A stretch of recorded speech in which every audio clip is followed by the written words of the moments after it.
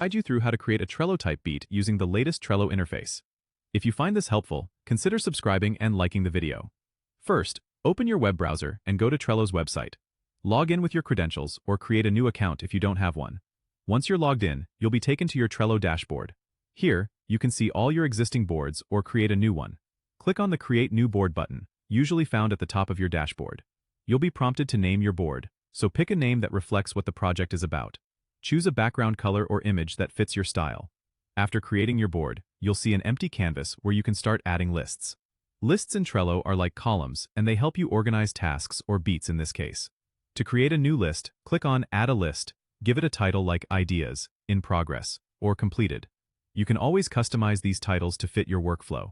Now that you have your lists, you can start adding cards. Cards are the individual tasks or elements of your beat.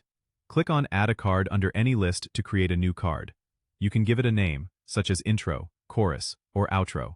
Once the card is created, click on it to add more details, like descriptions, checklists, attachments, and more.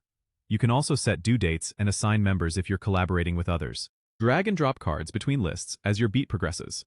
This helps you visually track your work. Don't forget to explore Trello's power-ups for additional functionalities like calendar views or automation, which can make managing your beat creation process even smoother. And there you have it. Your Trello board is set up to help you create an amazing type beat. Don't forget to subscribe and comment if this helped you out.